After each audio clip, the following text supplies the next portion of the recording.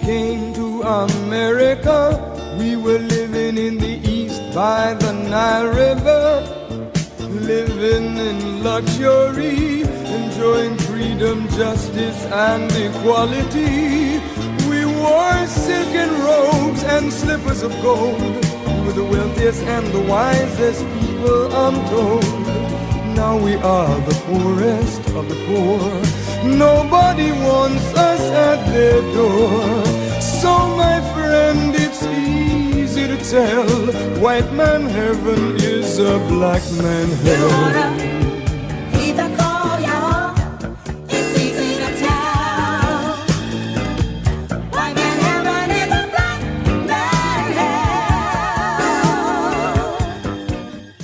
So the Honorable Elijah Muhammad said that Master Farad Muhammad said 6 words to us, and these were the 6 most powerful words that he spoke.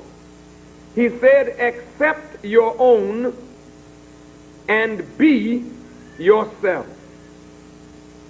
Accept your own. The Caucasians who brought our fathers into slavery desired to take us away from our own people, our own culture, our own religion, our own God, our own language. So we have grown up in America away from our own mind, away from our own selves, and so we have been actually indoctrinated with an alien mentality. 10,000 fearless men. Because we're going to have to challenge the things that are destroying our community. So this ain't no punk time. This ain't no temple time, mosque time, or church time. All the singing and shouting and preaching is over. Get in them streets now. Block by block. We're going to have to clean it up. The airwaves is not enough. The television screen is not enough. You got to put boots on the ground who are trained and are willing to make the sacrifice of life itself to see our community made a decent place to live. Attention. Drill.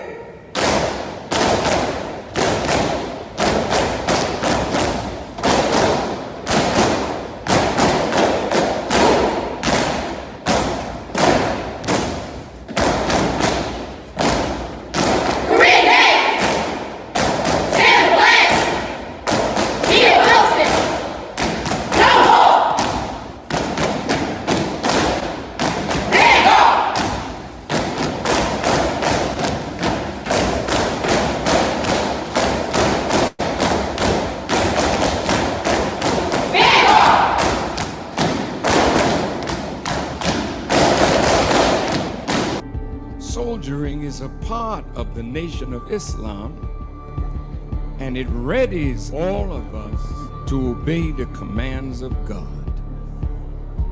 Now some will ask, well, why military drill? Because this is what produces the camaraderie. Facebook and Instagram thought that they could ban the Honorable Minister Louis Farrakhan.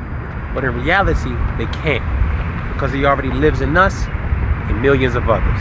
قل أعوذ بالله من الشيطان الرجيم بسم الله الرحمن الرحيم الحمد لله رب العالمين الرحمن الرحيم مالك يوم الدين إياك نعبد وإياك نستعين اهدنا الصراط المستقيم صراط الذين أنعمت عليهم غير المغضوب عليهم ولا الضالين آمين. In the name of Allah, Master Fard Muhammad, the one true and living God to whom praise is due forever. I bear witness that there is no God but Allah and that the Honorable Elijah Muhammad is his messenger. Peace, family, and welcome back to another wonderful episode of WHID-FM. WHID-FM is your personal platform where those of us striving to follow the life-giving, life-saving teachings of the most honorable Elijah Muhammad as given to us by his premier pupil, the Honorable Minister Louis Farrakhan, gather right here in this virtual meeting place to answer that most critical question: what has Islam done for me? Family, it's Sunday, December 22nd, and at this time, we're going to turn it over to that dynamic co-host of WHID-FM, our sister, Janine Muhammad, who is a superstar student here in the ministry at Muhammad Mosque number 6 under the leadership of our beloved brother, student Imam Abdul Salam Muhammad. Sister Janine. Assalamu alaikum, family, and thank you for joining us again for another great Sunday episode of WHID-FM, What Has Islam Done for Me? We thank you for tuning in each and every week and spending your valuable time to hear from our guests about what Islam has done and continuing to do for them. Our guests tonight need no introduction. They have been on our show multiple times, and they are one of my personal favorites. So I'm just going to give a brief introduction today. Sister Lateefah Muhammad, who is also one of our guest co-hosts from time to time, a beautiful sister. And we also have Sister LaWeeda Muhammad, who is a Chicago native who grew up in a nation and a fourth-generation Muslim. They have been on the show multiple times talking about various topics about what Islam has done for them, what it's doing for their health-wise, and just teaching our people how to get better when it comes to the health aspect. So we're going to go no further than that. I'm going to bring our Sister LaWeeda on now. We're going to ask her with the first question, and we're going to get right into it. Assalamu alaikum, sis. Walaikum salam, ma'am. Can you hear me okay? I can hear you well. And assalamu alaikum to you, Sister Lateefah. Walaikum salam, ma'am. We thank you both for joining us. And I just want to ask a couple of questions as we get in. For those who don't know, we are talking about the skeletal system today, which is an important topic. A topic that we see delved in a little bit with the Western medicine, but not too much, even though I personally can't say I've heard a lot on that system. So for the first question I'll ask you both is, what impact does our diet have on the skeletal system? I mean, when I hear skeletal system, I think, all right, drink milk and vitamin D, and that's it. So what impact do you think it has on our skeletal system? And we'll start with Sister LaWeeda first and then Sister Lateefah. Assalamu alaikum, family. Alaikum salam. In the name of Allah, the beneficent, the merciful, I bear witness that there is no God but Allah and that Muhammad is his messenger. I humbly ask and plead to the God to guide our heart, our mind, and our tongue as we speak. It's not always easy to come before the people. We are striving to be worthy, because this is a privilege and an honor. So let me say thank you for the opportunity.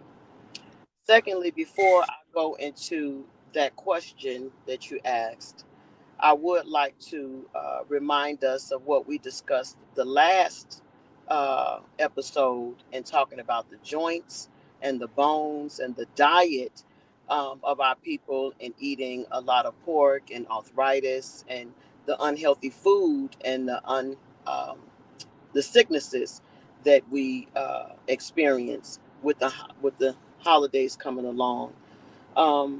We dealt with the joints and the trichina worm that caused arthritis and eating away at the cartilage. That was the last episode as we segue into the skeletal system. And your question, if you don't mind repeating it, would that be okay, Sister Janine? Yes, ma'am, absolutely. I'm on topic.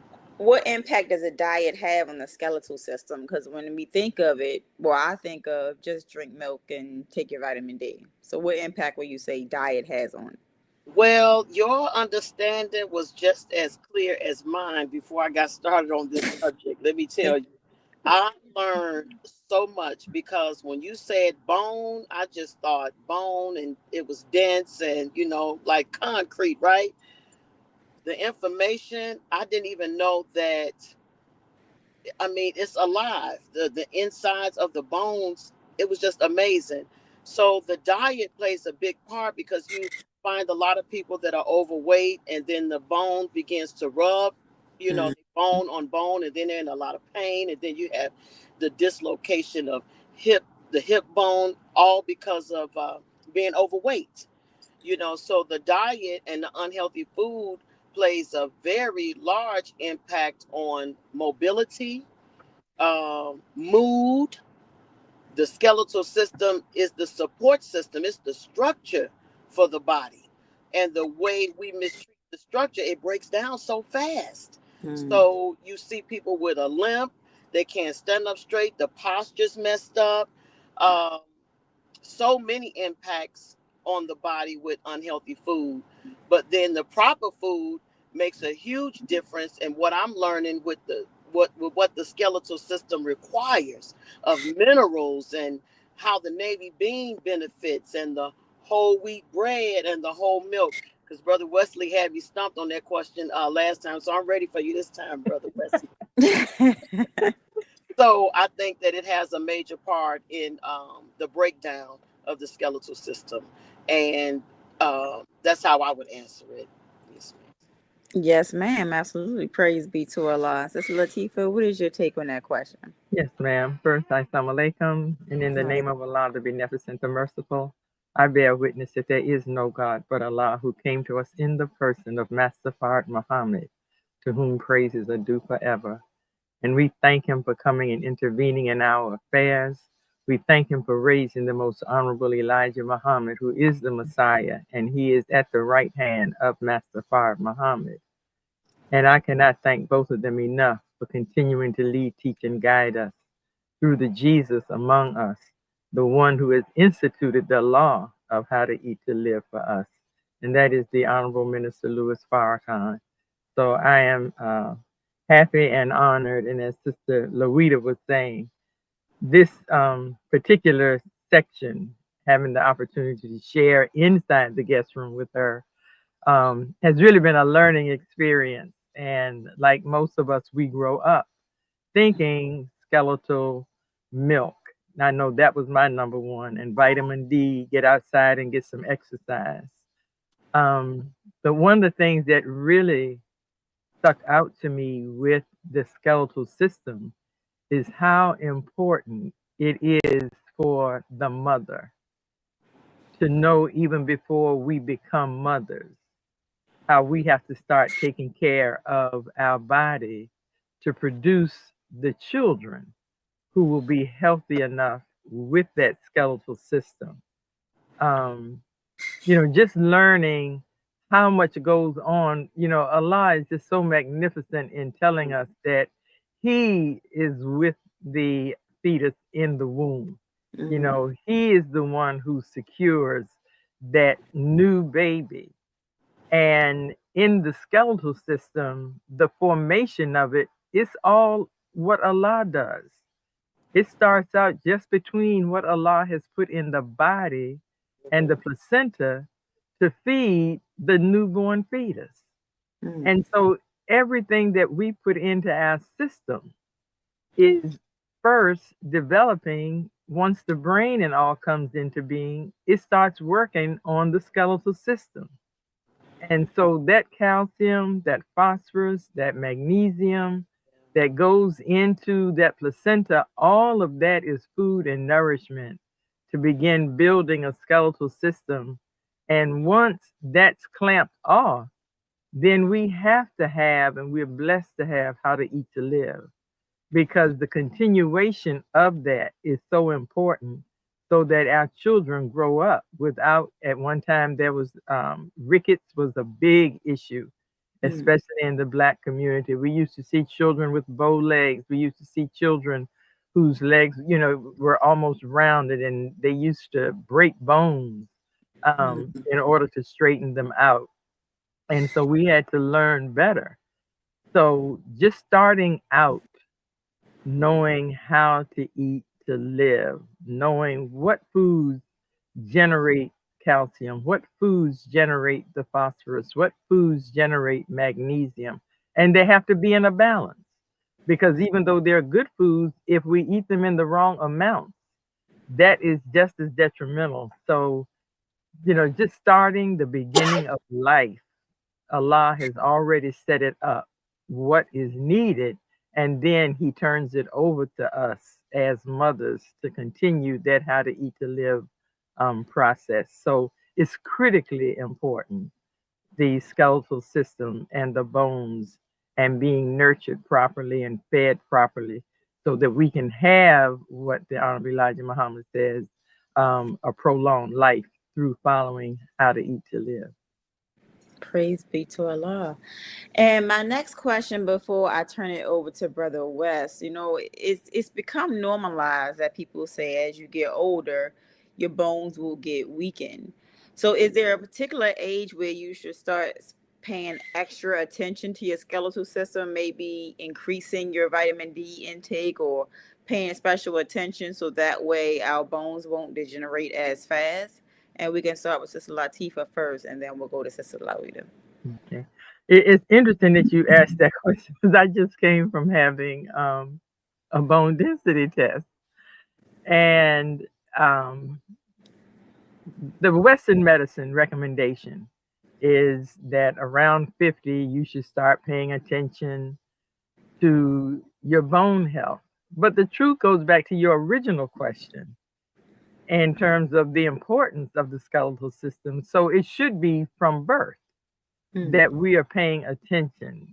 And so by the time we get to 50, damage is often done.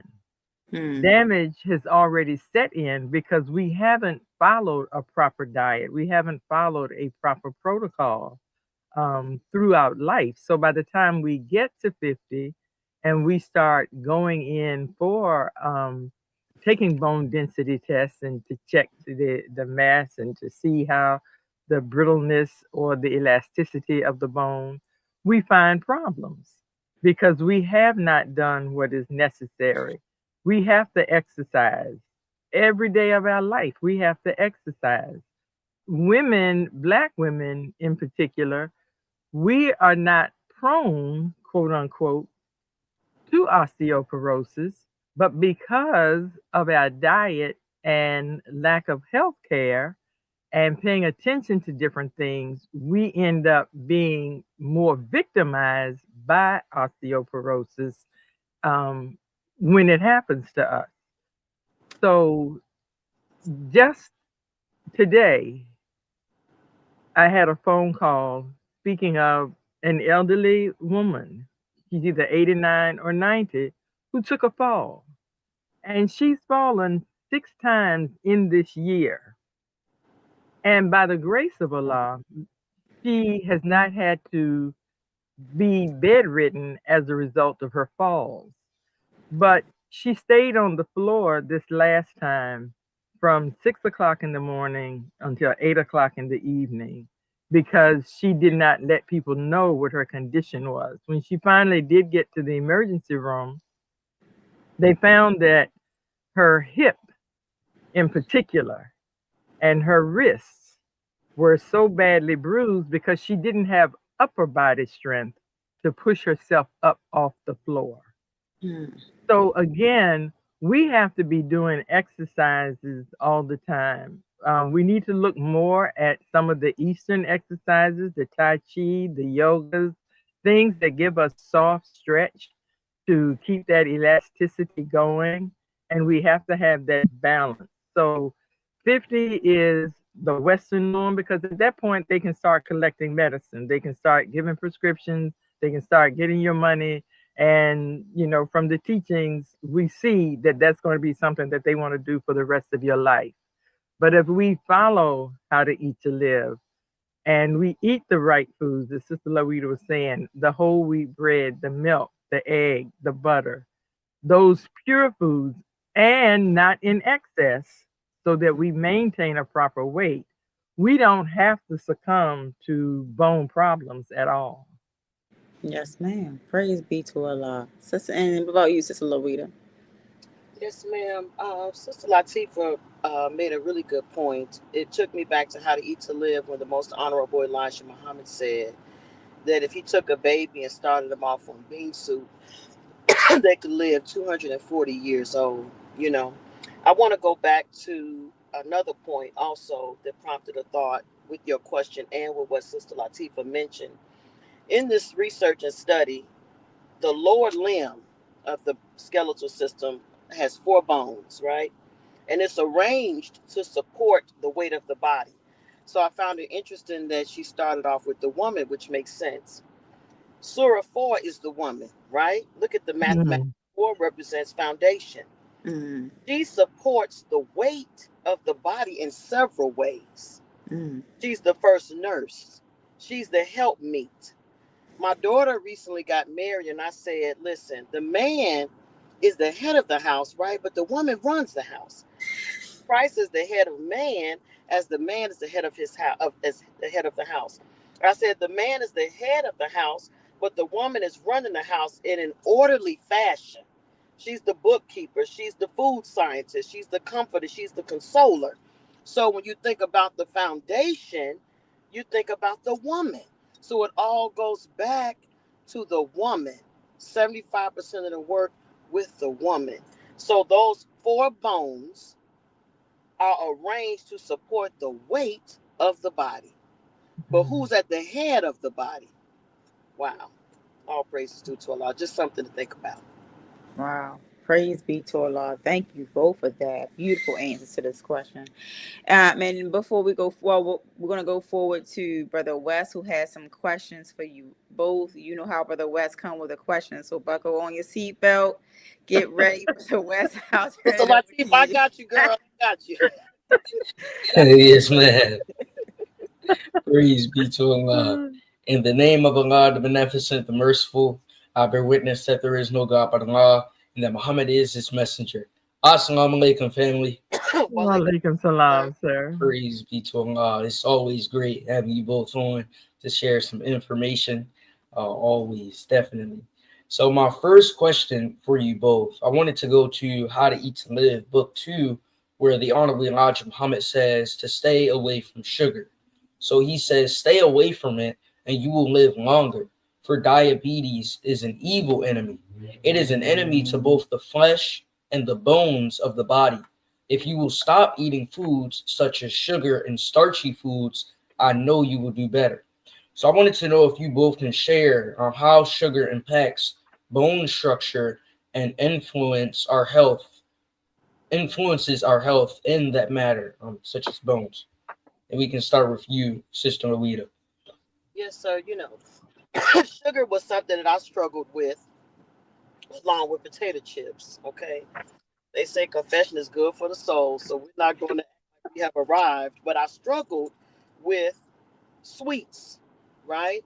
But the diabetes and what comes to me, because I read that today, Brother West, and it made me think about how sugar feeds the parasites, that chew away the cartilage in our joints. So it's an addiction. It can really have you going through withdrawals as you try to get up off of it. And I'm just going to speak for myself. I said I'm not going to have anything sweet late at night. But I was really looking for something in the house like a crackhead. I'm just saying, addicted to the sugar, and it's not good for you. You lose limbs. So that's how it affects the bones too, because you lose limbs. They start cutting off your toes and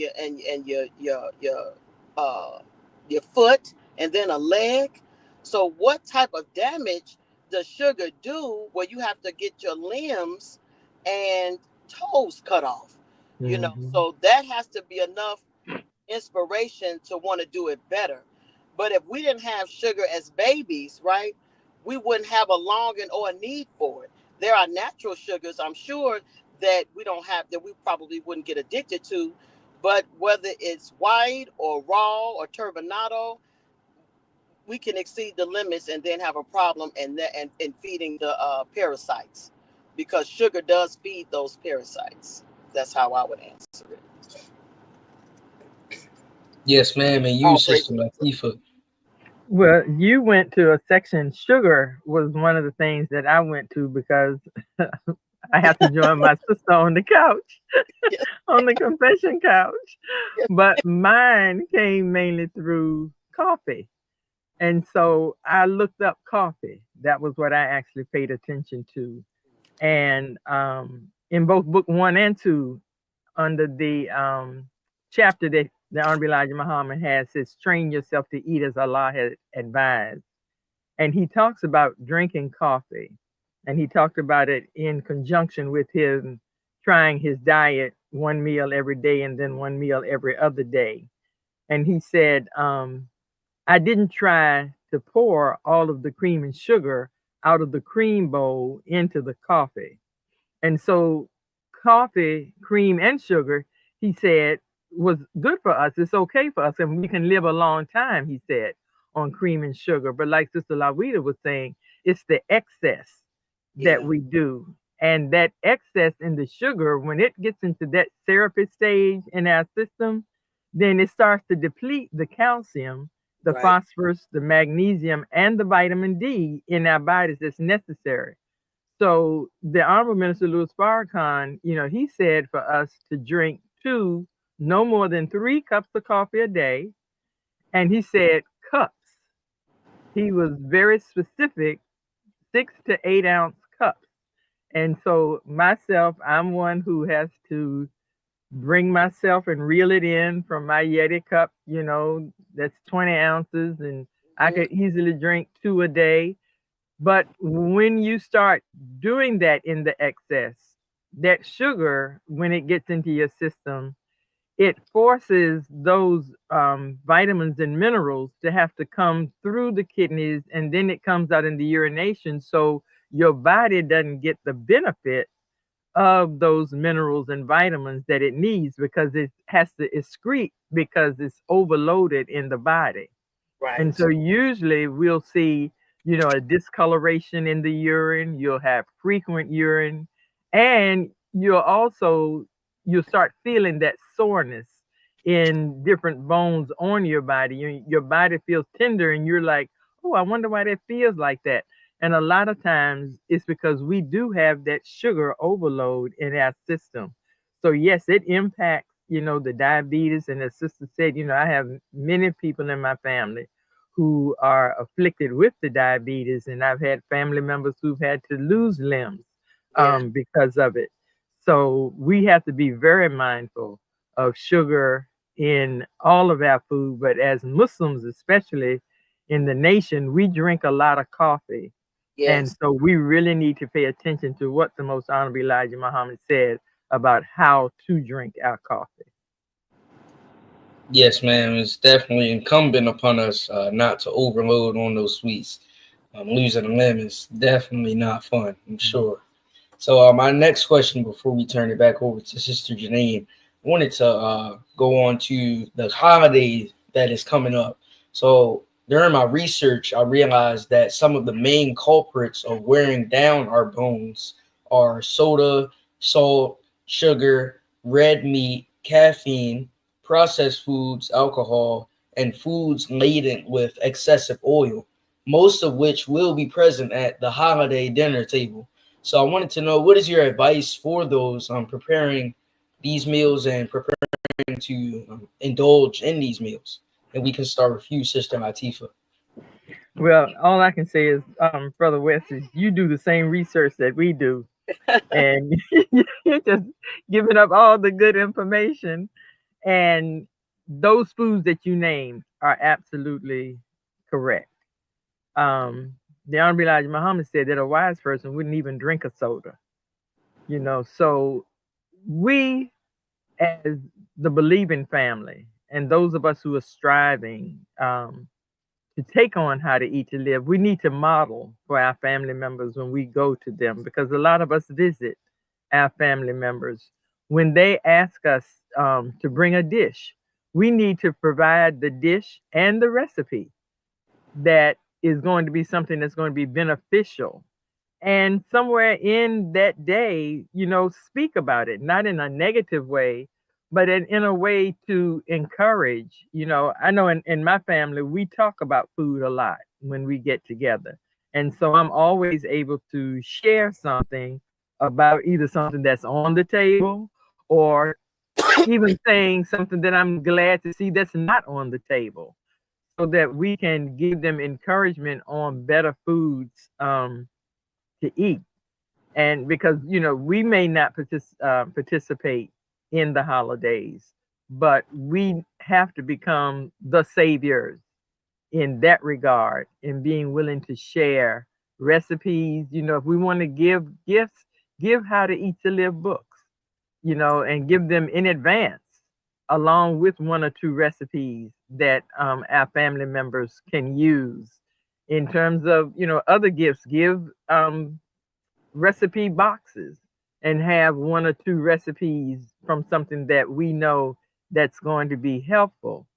When we see the chips and we see the soda, ask out loud, do you happen to have any water? Do you happen to have any lemon? Provide an alternative in the environment and do it in the way that we do as helpers of the cause of Islam and wanting to see our people have a better diet.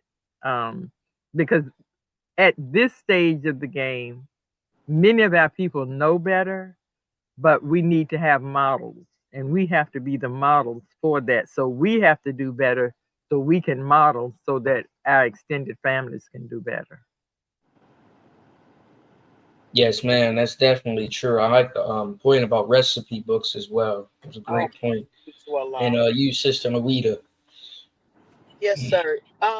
In Ephesians 5:30, it says, "For we are members of his body, of his flesh, and of his bones." When Sister Lateefah said something about in that day, it brought me to in that day, your righteousness shall sustain you. We eat unrighteously, okay? And sustain, by definition, means to strengthen or support physically or mentally. The skeletal system is your body's support structure. It gives your body its shape, it allows movement, makes blood cells, provides protection for your organs, and stores minerals. So in that day, our righteousness shall support us. Your skeletal system is the support structure. So if we're not eating properly or thinking properly, we're doing it in an unrighteous manner. So we don't really get a chance to have life living well. The Honorable Minister Louis Farrakhan said we live long, but we don't live well. So that prompted me to share that as one of my answers for that question, Brother West. We need to be strengthened physically and mentally, right? Our righteousness shall sustain us. Eating right shall give us longevity, long life. The Honorable Elijah Muhammad, he says, we're such a silly people when we think we've made it to 70 or 80, when the people of the scripture have lived 5, 6, 7, 800, sometimes 1,000 years old. But even in making it to 70 and 80, we're making it very broke down. We don't remember anything. We don't know where we laid our keys. We don't have all of our teeth. Like Sister Lateefah said, by the time we're 50, we're a train wreck. However, we do believe in the Savior's transformational power. He came to reverse this process and reverse the age process by giving us how to eat to live, because we have a degree in how to eat to die. So that's how I would answer that question. A degree in how to eat to die. Never heard that one before. Yes, man. And with that, we're actually going to turn it over to Brother Wesley. He has some questions for you both. All praises due to Allah.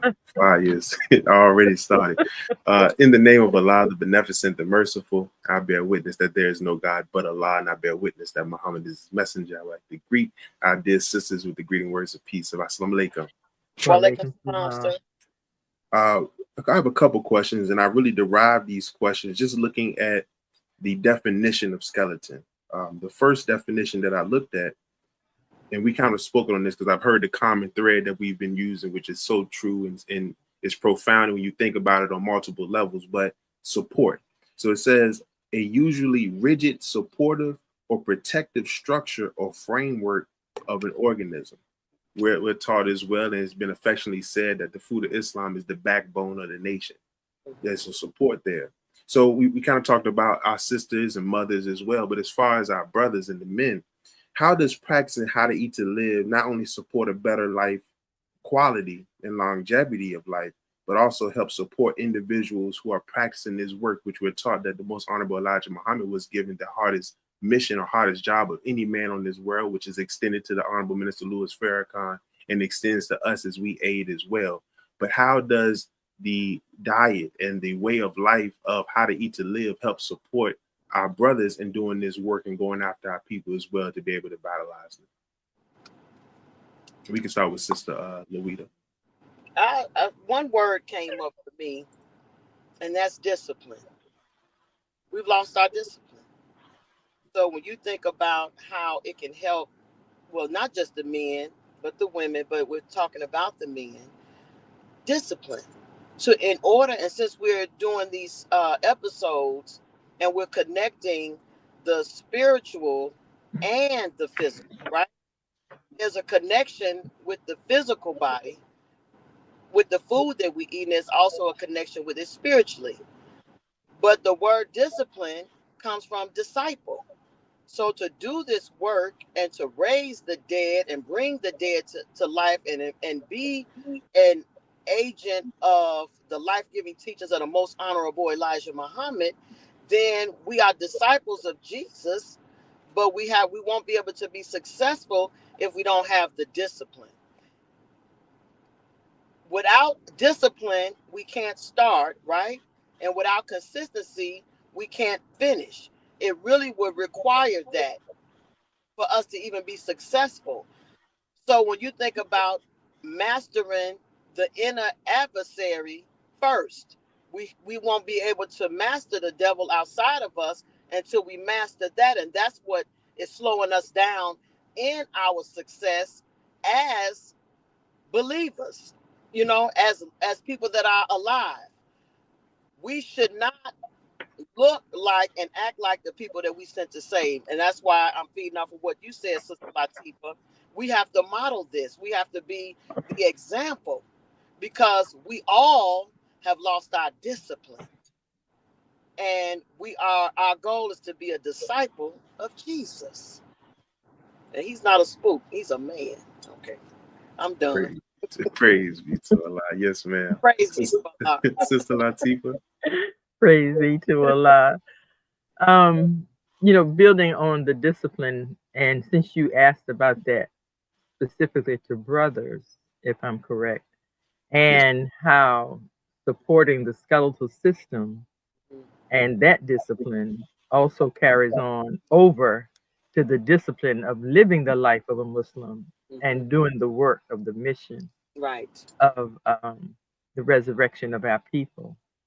And, you know, Brother Donald gave us a scripture out of Surah 75, which is the resurrection. And it says, does man think that we shall not gather his bones? Yea, we are powerful to make complete his whole make. And other translations say, no doubt we have the power to reproduce him to a complete form, even to the very tips of his fingers. So when we stop and think about this skeletal structure and what it is designed for, and it's designed to keep us in an upright position. Come on. So that we are not in that savage state as a beast on all fours. So the spine in particular plays a big job with that, and every bone of the skeletal system has its own job to do. And so every notch and bone that goes up the spine has a job, and there are 26 of those bones. And so when we eat right to take care of that spine, it also makes me think of the Supreme Wisdom book when it talks about there are 26 letters of the alphabet. And so when we look at that 26 letters of the alphabet, the question is given, if a student learns one letter per day, how long will it take him to learn the 26? So if we practice how to eat to live, if we practice one meal a day for 26 days, you know, they say it takes only 21 days to create a new habit. So if brothers take and say to themselves, I'm going to stick to one meal a day for 26 days while I'm studying my supreme wisdom, while I'm studying my lessons that come to me, that while I'm studying and going out with the Final Call newspaper, while I am being kind to my wife and to my mother, while I'm going to my FOI class, and line these things up, 26, just like the spine, so that we can be upright, then that's a way to parallel our diet and move that diet, because if we eat right, think right, then we can do right. We can take those same actions and move them to the mission, because we have to be students. That's why the Honorable Minister Louis Farrakhan gave us all the title of student. So what are we studying? So why not study, you know, the 26 letters and see what that can produce for us? And while we're studying that, then study each one of those bones that make up the spine that makes us upright. You know, it says Abraham was an upright man and he was the friend of God. That's right. So do we want to be the friend of God? Does the black man want to be the friend of God today in the hour that he's come to be our friend? You know, so we have to make some decisions on that. So lining up your diet, using the discipline that Sister LaWeeda said, to make a commitment, to be a disciple. So let's look at the best disciples we have in our midst. We have Master Fard Muhammad, who had the discipline to study the God so that he could get the mind of the original God, and has come and is willing to give it to us. You know, I was riding with Sister coming home today, and we were just talking about the fact that, you know, not only did he go into the mind of the original God, but he came to give that mind to us. But if we're not eating right, and we're not eating the right food at the right time, prepared the right way, and thinking right, his mind is not going to do us any good. That's right. So we need to have that discipline that she was talking about. So taking the how to eat to live, making a decision to be disciplined, following what the most honorable Elijah Muhammad has given to us in how to eat to live, and then watching the work of the Honorable Minister Louis Farrakhan as a reformer of black men, women, and families first, and then humanity, I think is a good way for brothers to start thinking about how to transform their lives to be in accord with how to eat to live and the mission. All praises due to Allah. Well said. Well said. That's right. That's right. Praise be to Allah. My next question comes from this definition that came under skeleton as well. It says something reduced to its minimum form or essential parts. So with that context there, what is the quote unquote skeleton of how to eat to live from a practical sense, which contains the essentials that one would need to embrace on first embarking on how to eat to live? We know the staple is the navy bean, but what other essentials would be for someone that wants to begin how to eat to live and start reducing from this world or the devil's kitchen and be able to start embarking on a diet of God? We can start with Sister LaWeeda. The first thing that came to me was prayer. And the reason why I did that, if you don't mind, in my research, there's a flat kneecap called the patella. It transmits energy from the thigh to the leg. Am I okay to read this real quick? Yes, ma'am. The Holy Quran relates to the musculoskeletal system in several ways, including the number of human joints and their relationship to daily prayers. Now, when we bow down and touch our knees, it transmits energy when we're doing our steps and our rakahs. That and what you asked made me think about the prayer life. not only the discipline, but we can't do any of it without prayer, because the brain and the food that we take in, the physical and the spiritual food, they work together. The most honorable Elijah Muhammad said the stomach and the brain, right? These are two different entities, but the brain controls the stomach. Now, if the stomach is controlling the brain, what's going to make us stronger in our lives? And that's prayer, right? So I looked up something, if you don't mind. How many joints are in the human body? There are 640 muscles. And Sister Lateefah, we were on the same frequency too, because there are 206 bones and 360 joints. So I went to the Holy Quran. I just went to Surah 64. Now, it's 640 muscles, so there was no chapter. I just went to the chapter for the introduction part. And can I share this, Brother Wesley? Yes, ma'am, please. This chapter upholds the truth of the Holy Quran. And the first section shows that through though there would be strong opposition to it in the beginning, it would in the end give life to a dead humanity, the dry bones in the valley. So when we go to how to eat to live, and we're teaching our people how to eat to live, you know, we also have to encourage prayer with that. Because in the world that we live in, everything that God says don't do, the white man said to do it. So we need to develop that closeness with the God so we can maintain that discipline when we embark on how to eat to live. So that's how I would answer that, if that's okay. Oh, that was beautiful. Go ahead, sister. Sister Lateefah. Oh, praises due to Allah. Forgive me. Now, when you were talking, it took me to something that I read in How to Eat to Live. And this is going to be with the numbers for just a moment. Then I'm going to focus in on your question, Brother Wesley. Yes, but ma'am. when you were talking about the numbers and the opposition of this world, on page 147 in How to Eat to Live, it said their food scientists teach how to rob food of its value and then put it in pills and liquid form to commercialize on. Well, what I looked at was the numbers 147. So you have 1 with Allah and you have 47 with Muhammad. So that's Master Fard Muhammad, the most honorable Elijah Muhammad, giving us again how to eat to live. Yes, ma'am. So the basis, as you were saying or asking, Brother Wesley, the way I heard the question, what is it if you break it all the way down? I think really the way you opened up the session and the way you always open up the session with the Honorable Minister Louis Farrakhan's words of accept your own and be yourself.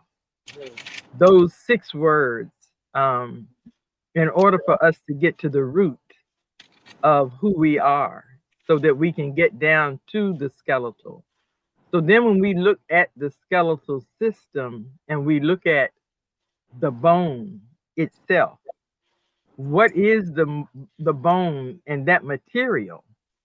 And it is those minerals that are forming, but the formation of those minerals are literally crystals.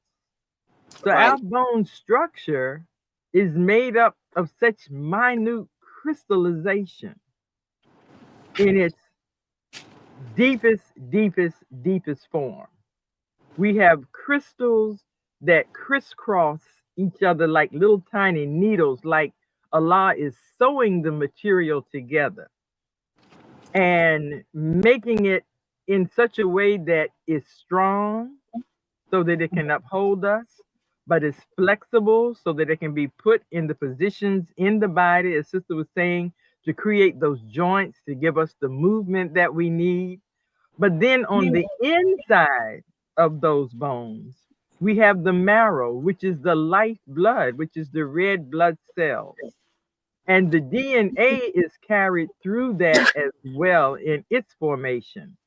And so we have to keep the healthy bone, the healthy marrow, because the marrow continues to produce every minute. And it creates 144,000, 144 million red blood cells per minute. So when you look back again at the teaching, and Allah said, he would get 144,000. Well, we got every minute 144 million red blood cells, which give us life at the skeletal base part of our being. So that bone is all the way down, and it holds everything else in place. It's the protector. It protects the skull, protects the other organs of the body. Everything else is placed on top of it. When you read the scriptures, when Allah tells how he forms the body, everything is laid on top of the bone. And so that bone is upholding everything else that this body has. So it has to endure a lot. So at that base, that is our Allah. If the lifeblood, blood running through the bone, that's our Allah.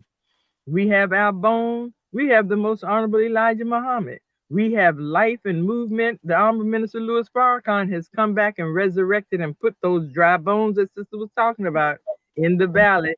He's putting them back together with the water of life from these teachings. So that root skeleton is our marrow, and that fine knitting of that crystallization of the material to make the bone so that we have a structure to be able to live and work on.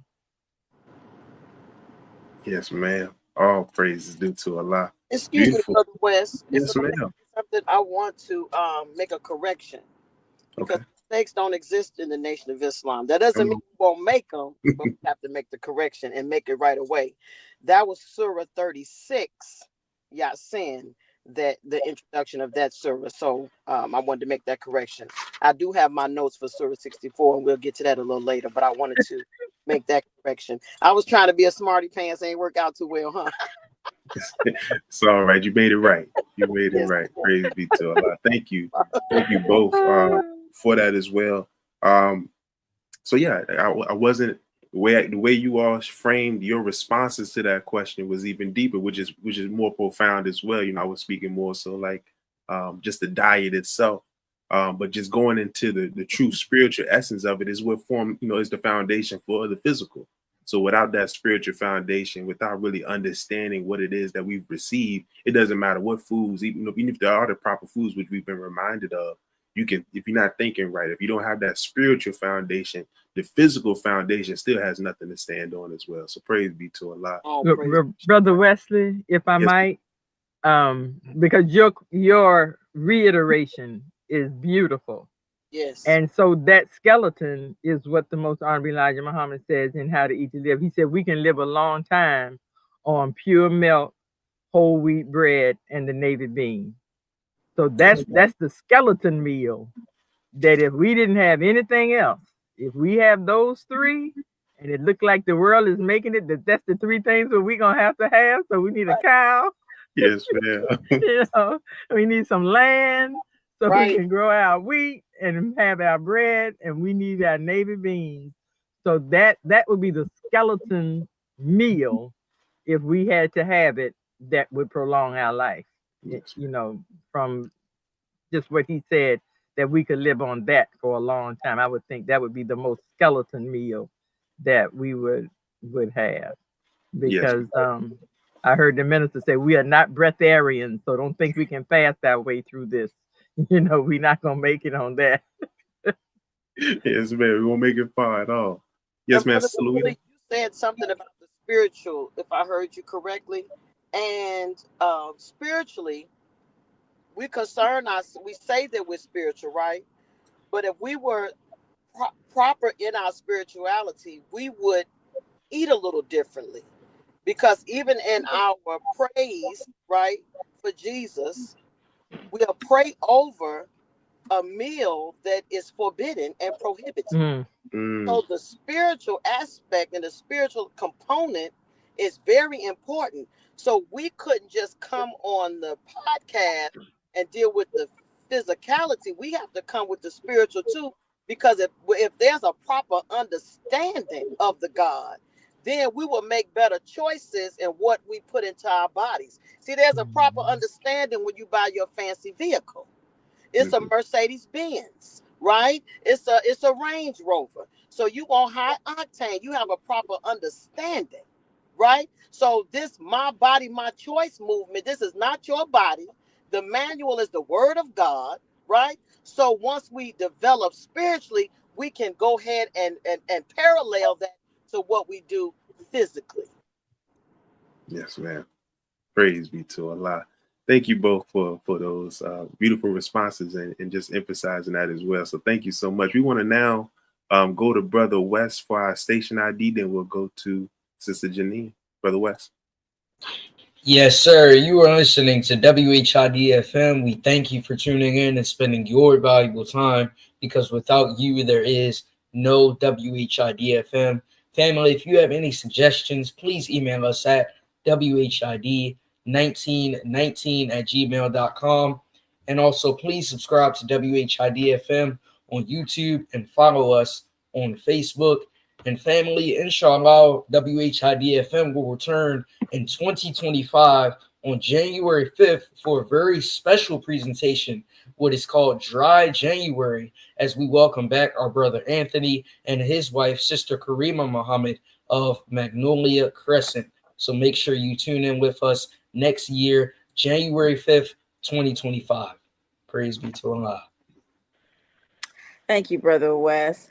And my next question I wanted to go to, Sister LaWeeda, you kind of tapped into the surah I wanted to ask you both about, so I'll go into it. So in the Holy Quran, Surah 64, verse 9, it speaks, it pretty much, and I'm paraphrasing, it's like anyone who believes in God and conduct themselves with good morals and righteous actions will be forgiven for their sins and granted entry into paradise. So that leads me into my next question. Now, for those, let's just say we're one of those who have reached the age 50 and 60, and we just started to get our diet together. So we got a lot of damage we already done. What practical steps can we put into place to start to renew our bodies so that way we can maybe stretch it another decade or two? And we can start with Sister LaWeeda first and then Sister Lateefah. Well, the first thing that came to me was the right kind of thinking. The way that we are eating physical food, our thoughts are very, very powerful. So the right thinking, and this is going to sound, I'm just going to be, I like to be transparent. I don't really have time for a whole lot of fluff and acting like something else. So I was sitting in front of my mirror after I was saying my prayers, and I just was sitting on my prayer rug, and I looked in the mirror and made some commitments to myself, right? Not only proper thinking, but protecting my thinking, making sure that the right people are around me. We have to see this as valuable, because the real power is the unseen, but thoughts are things. They create things. Everything that we look at is from a thought. So the protection of our thinking, that's very key, and that's what comes to me. And if it's okay, I find it really interesting that you were going to Surah 64 as well. Is it okay if I read this? Yes, ma'am. What is your and my obligation? What is your duty to yourself? That's the Honorable Minister Louis Farrakhan in Love and Duty. The manifestation of losses. This chapter not only warns the disbelievers of the evil consequences of their deeds. Well, what is a deed? A deed is an action that is performed intentionally or consciously. So we are intentionally not eating well, even sometimes after knowledge. Think about that. But also exhorts the believers to continue their march towards spiritual advancement.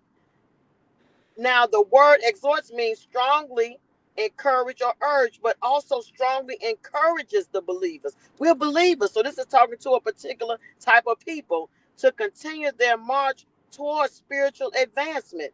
So to be advanced spiritually and to be advanced in other areas of our lives, even with eating properly, we must guard ourselves against evil and guard our thinking. So that's how I would answer that, if that's okay. Yes, ma'am. Absolutely. Praise be to Allah. Sister Praise Lateefah, be what to about Allah. yourself? Yes, ma'am.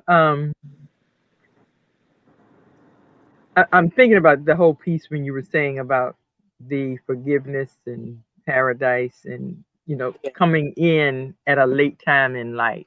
Mm-hmm. And I would say for me, it was a late time in life when I decided I wanted to live to be 120. Mm. And even though I was trying to do How to Eat to Live, I wasn't doing it well. Mm. I was still overweight, even though I was eating the right foods and I prepared them well. I didn't necessarily eat them at the right time. And certainly I had some thought things that could be adjusted so I could think better. But once I put that in my mind and decided to make that a focus for myself. So one thing I would say is make a decision that you want to live. Yes. And in a year's time, I put myself on a regimen with How to Eat to Live, and I've lost 20 pounds towards trying to live to that 120. Praise be to Allah. So my overall health is better. My attitude is better. My physicality is better. I hear better and I think better. And I'm more positive in my own thinking. Praise. I think something that Sister Sophia, Dr. Sophia said, if we are in our 50s, 60s, and we are just coming to that decision, then we need to go get a checkup. She said we need to go get a checkup and know what our health status is. And many of us, we don't want to go to the doctor. So you don't have to go to the doctor to get their prescriptions. And you don't have to go and let them tell you what to do, but go for the knowledge to know what kind of condition am I in. And once you have that, then get with the physician or get with someone, a dietitian, get with a brother or sister who's striving in the same way with How to Eat to Live and begin to work on a program for yourself. One of the greatest things that we as the believers, striving to be believers, thank Master Fard Muhammad for when he said, are there any Muslims other than righteous? And he said, I beg your pardon, I've never heard of one. And then if you lay that beside that this teaching is for men, women, boys, girls, young and old, we can all accomplish it. So it doesn't matter when we come in, the key is come in. That's right. The key is come into the teaching. That's right. Come in and accept this way of life that can prolong your life. Right. And then start doing the things of righteousness. It's not an overnight process. Again, the sister and I were talking, Allah hid himself for 66 trillion years.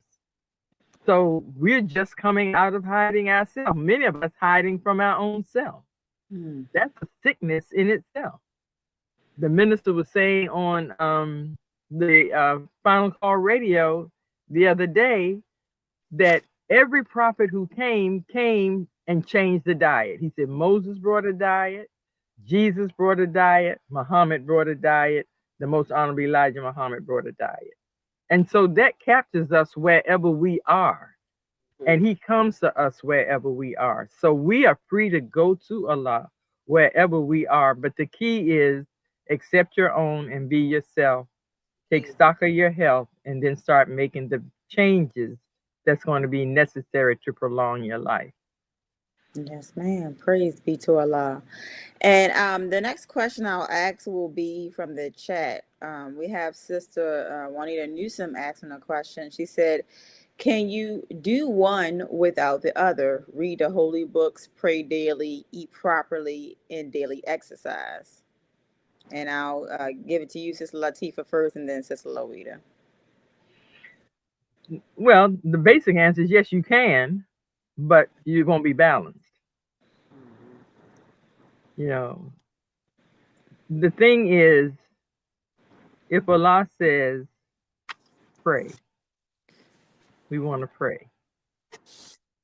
If he says we accept the scriptures, then we want to know the scriptures. If he says eat one meal a day, we want to eat one meal a day. Obedience is the highest form of sacrifice. So can we do them? The can is that part. Can we do one without the other? Yes. And most of us have, and most of us have lived that way, and we have had the consequences of doing it without doing all of it. The next big part is finding the balance so that we don't become, what they say, like bean soup scientists. We don't go out here and go off crazy.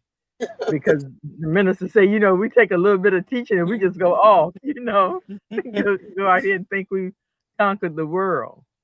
So again, pick the order. You might say, for the month of January, I'm going to start reading the Holy Quran every day. You know, we're taught after you say your prayer, read something. Whether it's the Quran, read something good, read something uplifting. You know, many of the Christians may not have the Holy Quran in their homes yet, but read the Bible. If you don't have either one, get something that's good and righteous that will give you positive thinking. And then eating. So if every prophet came with a diet, then we definitely want to get a proper diet. The first thing there, even if you don't do anything else, the Most Honorable Elijah Muhammad said, stop eating the hog. So that would be a first step. Stop eating the hog. Like Sister said earlier, we say our blessing over chitlins, you know, for New Year's. We get a plate of black-eyed peas and kale greens and collard greens, and we say, you know, bless this food so I'll have a prosperous year. But those are forbidden foods once you come into the knowledge to understand that. So yes, we can do it, but it's not advisable. You know, we thank the God for giving us free will and giving us choice. And now we want to make the best decisions, you know, in his name, and pray to him and ask for the strength to put all the pieces together. The study guide, Struggle for Balance. You know, we all need to review that because we all struggle for balance in different areas of our life.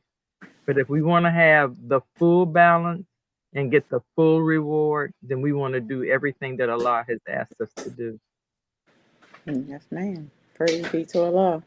What about you, Sister LaWeeda? How do you want to respond to that question? When you think about that struggle for balance, just working on the white man's and the enemy's jobs, he is very intentional in keeping us off balance, keeping us stressed out, you know, staying at a job all night long, knowing that you're supposed to get off. It's all designed to stress you.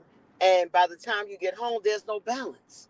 You know, so that struggle for balance, and I'm speaking really from experience before I walked out of the job, because I could see that it was a continuous cycle. You know, they want to take up all your time so that there's no balance for your prayer life, no balance for you to sit and study, no balance for you to get quiet, no balance for you to meditate, you know, no balance for you to say your prayers. Just keep working and survive. And I'll say it the way Sister Ava said it, may Allah be pleased. She said, if you were being smothered with a pillow and you wanted to be in the business of nation building and somebody smothering you with a pillow, nobody could come and talk to you about nation building and what we're going to do about reparations or how we're going to raise the dead and bring the dead to life and how we're going to do that, because what you're trying to do is survive. So just living in the space of just trying to survive creates that imbalance. So like Sister Lateefah said, I concur 150%. You definitely can't do one without the other. And it may not be perfect every day, but we're in the process and we make the commitment to endure the struggle every day so we can close that gap and have that balance. So thank you, Juanita, for your question. Thank you for that. Thank you for answering that. And I believe Brother West has one more question for you, Bo. I know he stepped away. Okay, if If he's not back, okay, I'll ask the question that I have. So when it comes to the bone structure, one part of our bone that we tend to lose the most is our teeth. So when it comes to our teeth, we've heard so many things that fluoride isn't good for you, or maybe you shouldn't get fillings because it has mercury. What do you all's take on that when it comes to taking care of your teeth and what the dentists give you when they do help you take care of your teeth? And we can start with Sister LaWeeda first this time, and then Sister Lateefah.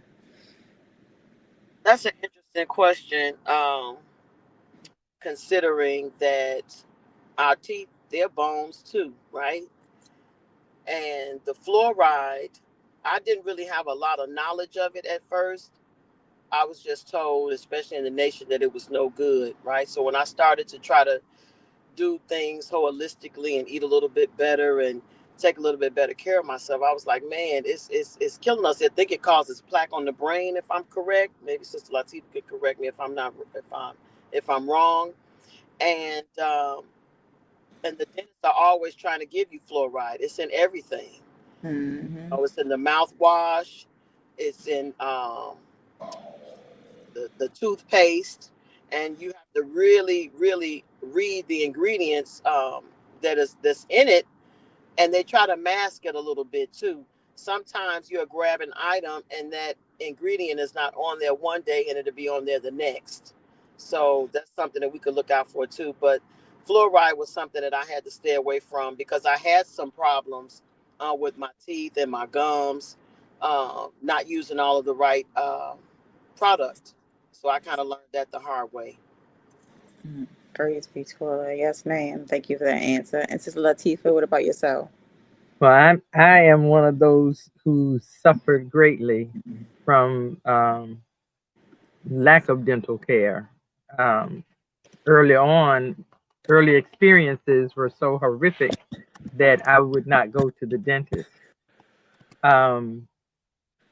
Trying to use good products, but if your teeth are breaking, even with the best of products, that's not going to help.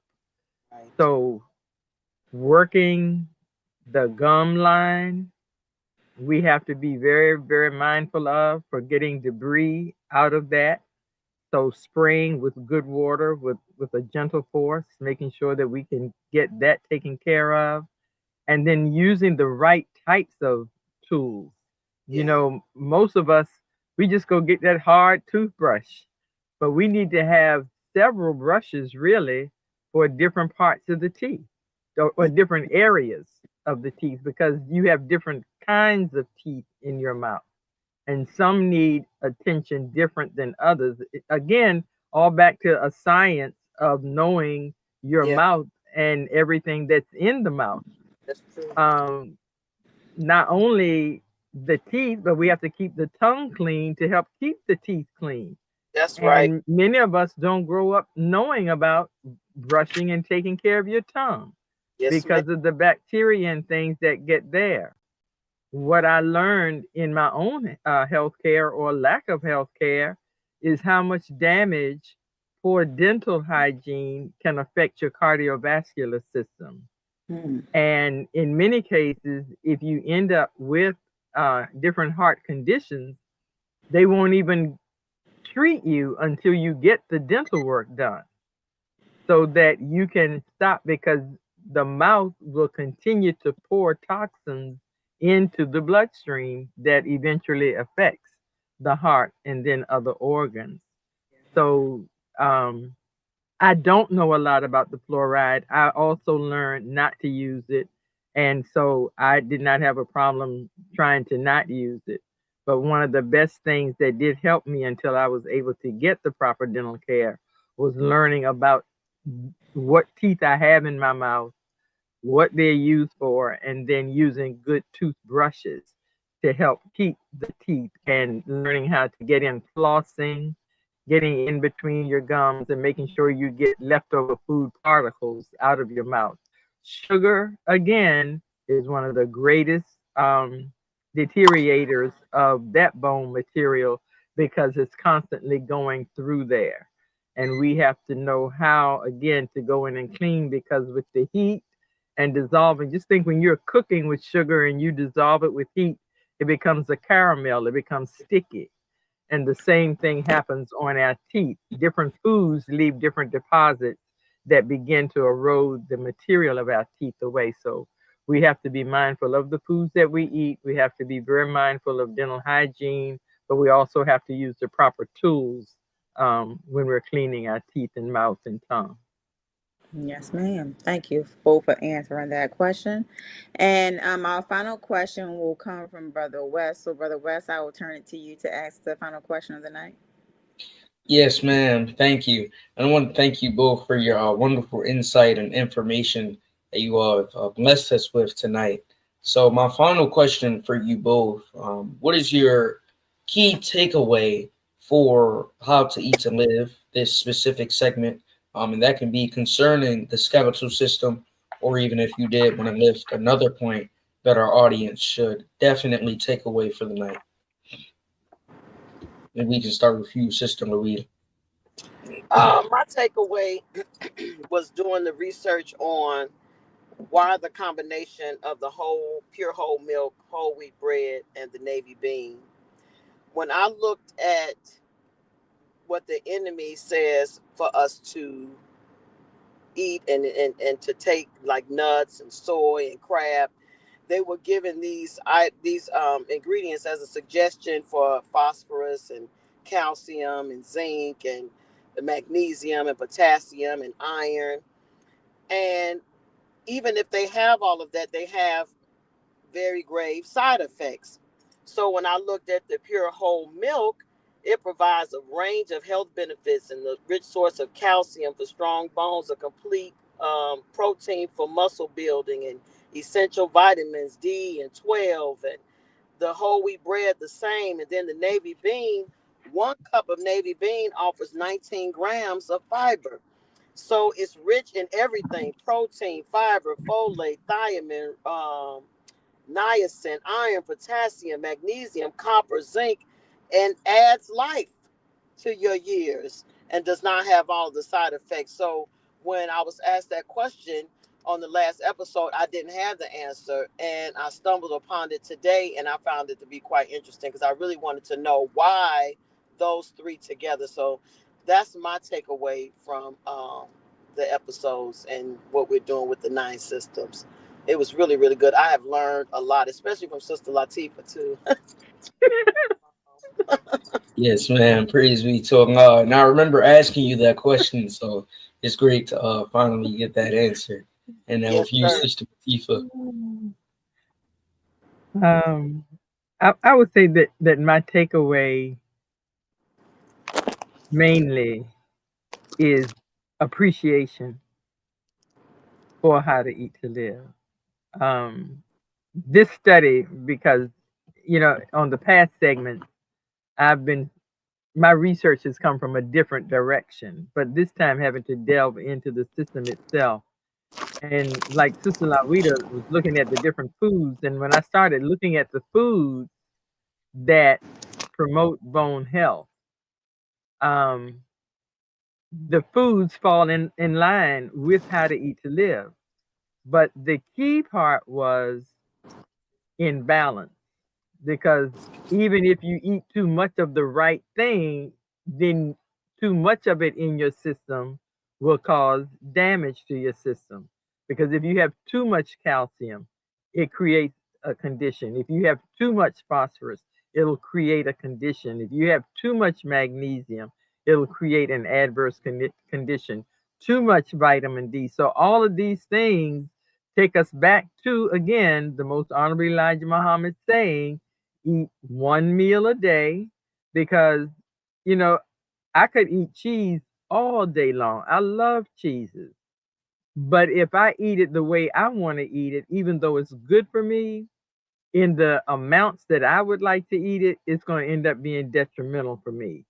I love milk. I love eggs. I love yogurt. Those foods that help to build the bone. So just finding out how critical balancing the diet as well as eating the right food.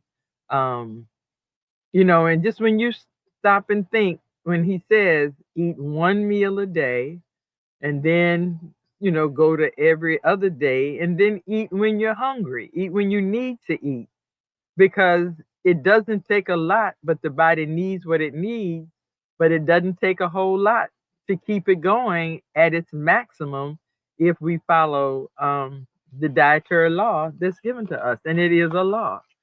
So that was my takeaway, is just, really, I keep being in awe, I guess is the best way to put it. I keep being in awe whenever I get the opportunity to study. I get in awe of what Allah has given to us with this teaching right here. So there's so much I learned about the bone that in 1 week that I had no idea about. So I thank Brother Donald for the opportunity to do the study. That's another takeaway, because I had to study differently this time for this segment. So those are my takeaway. Appreciation for the study, and definitely appreciation more for how to eat to live the way it's given to us. Yes, ma'am. Yes, man. Well, we appreciate you both, and we thank you for always being willing to come on. And with that, we'll turn it back over to you, Sister Janine. Thank you, Brother West, and thank you both, sisters. It's always a pleasure to have you both on. I know I've gotten a pleasure to see Sister Lateefah in person, and one of these days, Sister LaWeeda, we are going to meet in person, because I love your spirit, and I just All know we'd love praises. to meet you both in person. It's definitely great to have you both on, so we thank you. Family, we know we've had a great episode, and if you like what you heard today, I'm sure you have. Because the knowledge comes from a source. So if you want to know about the source, you're invited to That's study with the right. Nation of Islam to learn the teachings of the Most Honorable Elijah Muhammad, as taught by his chief helper, the Honorable Minister Louis Farrakhan. You can go to www.noi.org/go study. We have weekly webcasts on Sundays at 10 a.m. Central Standard Time, 11 a.m. Eastern Standard Time. If you want to know about the teachings, the history, old archives, definitely go to their website. Final Call Radio, download it on all your devices. Take it with you on the go. With everything that's going on in the world, all of the chaos, there's no better way to go throughout your day, whether you're going to work, going to school, running errands. Just, out there in the world, just have Final Call Radio playing in the background, and it'll definitely boost up your mood. Speaking of the Final Call newspaper, you see the cover on right there, which is Middle East War Widening. If you want to know what's really going on, I'm telling you, that's the best media you can go to, because all the media that you see on TV that's controlled by this enemy is only going to give you false information. So go to the Final Call, get the newspaper from one of the brothers on the streets. You can go to your local mosque. You can get it. Actually go on finalcall.com, get a digital subscription for yourself, and don't forget about our brothers and sisters that are locked behind bars, because as we know, they can lock them up physically, but they cannot lock them up spiritually. And also, do you want a book that greatly empowers your child and showcases their self-worth? Look no further than I Never Knew I'm All That.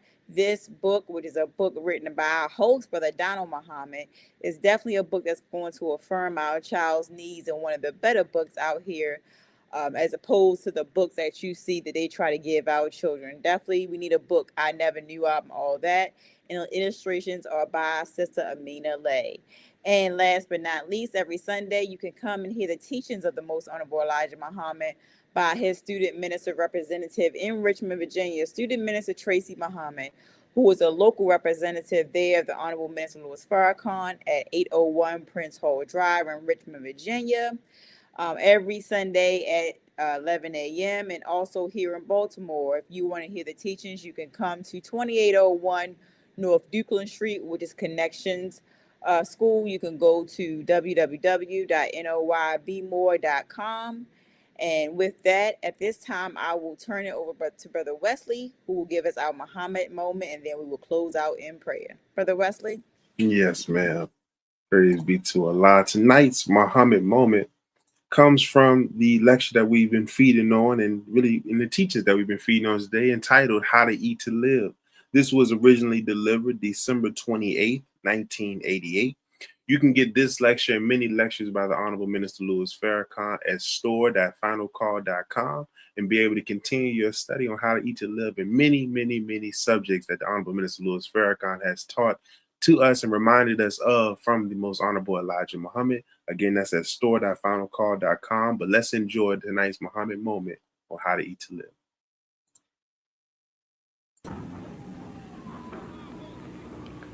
You say,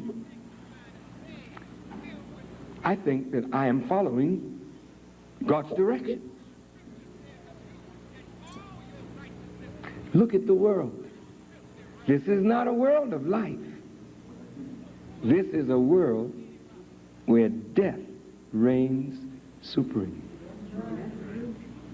It is so sad to see this wonderful gift taken from us at such a young age because we violated rules and laws of life. Young people today dying with AIDS and other diseases. Why? Because we violated a law of living.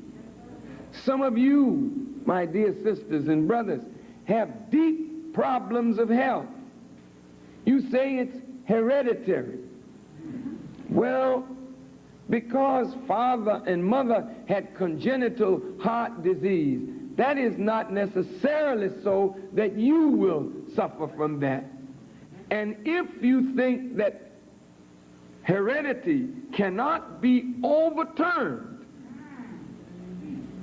then we are doomed by what is in our genes. But he who has given us genetic makeup knows exactly how to alter that. And white folks are there in a laboratory today doing genetic engineering to try and extract things from the genes that are not strong and good and worthy. This is how far science has come. Now, to move quickly to our subject, because we really don't wish to spend an inordinate amount of time. Since God knows best how to direct our lives, if we start with the Genesis of the Bible and we read about how this one begat that one and this one begat that one, you've probably heard of that, or you may have read it. Some of those old patriarchs lived 300, 400, 500, 600, 700, 800, 900, nearly 1,000 years. Now, doesn't that seem strange? It's so strange that it is what? Unbelievable. Because you have never in your short years on this earth seen anyone that lived 100 and looked well. You've never seen old age come upon any person and they maintain uprightness, strength of mind, agility. Is that right? So old age is a curse in our time. Yes, sir. Isn't it? Yes, sir. Go and look at the geriatric clinics. Go and look at the nursing homes and see our elderly. See how they're being mistreated. Old age is a curse.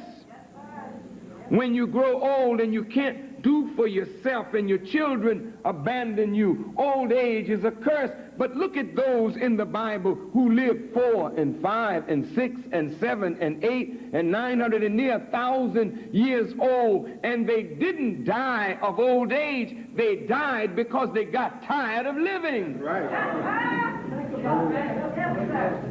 They just got tired of seeing the cycle go over and over and over again, and they had seen enough, and they had mastered so much till they said, well, let me go on and take my rest. But you can never think like, I think I'll go on and take my rest, because you don't live long enough to want to take a rest. And those of you here, oh, this is a very young audience. But those our age, Brother Abdullah, I mean, watch your mouth.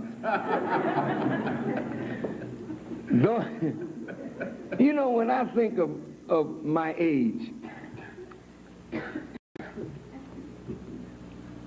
which I'm getting ready to squeeze 60. I'm reaching it, you know. I ain't got there yet, but I'm getting there, inshallah. I look at my life and I say, how quickly it has passed. It was just yesterday that I was a little boy. And I can remember my youth. In the twinkling of an eye, I can recall instances. I listened to my mother before she passed, recalling her youth, just like it was yesterday, and life is gone. Is this the way God wanted us to live this life? No. When did we lose contact with how to live? We lost contact with how to live when man fell under the curse of Adam's rebellion against God. See, he who gives you life gives you instructions for peaceful, successful living. But when you think you are a better knower than the giver of life, then he said, okay, go ahead.